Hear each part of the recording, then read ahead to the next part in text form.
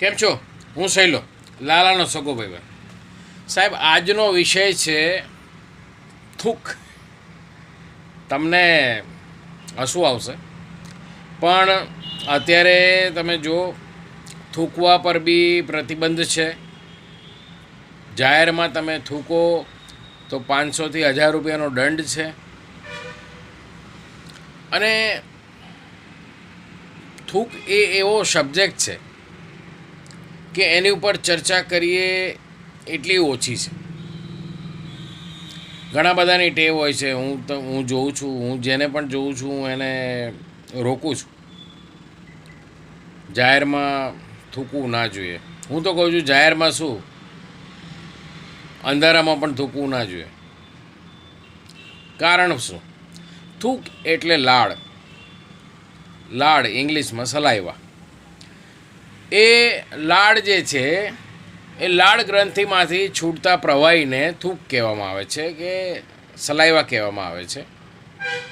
કોઈ પણ વસ્તુ તમે જુઓ, ખાવાની વસ્તુ જુઓ તમે, તો આંખ જુએ, નાક સૂંઘે, મગજ વિચારે અને જીભમાંથી પાણી છૂટે, એટલે લાળ ગ્રંથિમાંથી પાણી છૂટે. અને એ જે વસ્તુ જોઈ છે, જે વસ્તુ સૂંઘી છે, જે વસ્તુ વિચારી છે, એ ટાઈપના સલાઈવા આપણી લાળ ગ્રંથિમાંથી છૂટતા હોય છે. સાહેબ, લાળ ગ્રંથિ આપણી એટલી બધી અગત્યની છે કે આ જે લોકો થૂકે છે ને, એ આમ જોવા જાવ તો રોગને નોતરે છે. કારણ કે આપણે જે પણ ખોરાક ખાઈએ, જે પણ ઇવન પાણી પણ પીએ ને, તો એની અંદર સલાઈવા આપણે મિક્સ થાય છે. અને એના પછી આપણે આપણી બોડીમાં એ વસ્તુ અંદર એન્ટર કરીએ છીએ તો એ વસ્તુની પાચન શક્તિ વધી જાય છે. એને પચાવવા માટે, ચયાપચયના કાર્ય માટે જે લાળ જે છે એ બહુ અગત્યની વસ્તુ છે. એટલે તો કહેવામાં આવ્યું છે કે ખોરાકને પીવો અને પાણીને ચાવો. એટલે ખોરાકને ચાવીને એટલો પતલો કરીને પછી અંદર મોકલો કે જેથી કરીને એની અંદર પ્રોપર સલાઈવા મિક્સ થયું હોય. સલાઈવા એટલે લાળ, લાળ એટલે થૂક. અને આપણે એ વસ્તુને વેસ્ટ કરી રહ્યા છીએ. ગરડાઓનું બી કહેવું છે, કંઈક ગુમડું થયું હોય અથવા તો સ્કિનનો પ્રોબ્લેમ થયો હોય તો વાસી થૂક લગાવવાનું આપણે ઘરગથ્થુ પ્રયોગ છે. એ વાસી થૂક જે છે ને સાહેબ, એની અંદર એટલા બધા પોઝિટિવ બેક્ટેરિયા રહેલા છે કે જેનાથી એ રોગ તમને મટાડે છે. જનરલી પ્રાણીઓમાં પણ મેં જોયું છે, ઓબ્ઝર્વ કર્યું છે કે કૂતરા છે, બિલાડી છે, એ લોકોને કશું થાય ને તો એ લોકો પોતાની જીભથી એ વસ્તુને ચાટે છે અને એ વસ્તુને મટાડે છે. કારણ કે શેરી કૂતરાને તો કોઈ ડૉક્ટર મળતા નથી કે બિલાડીઓને કોઈ ડૉક્ટર મળતા નથી. તો એ બધાને રોગ થતા હોય કે વાગ્યું કર્યું હોય તો એ લોકો કઈ રીતે સાજા થતા હોય છે.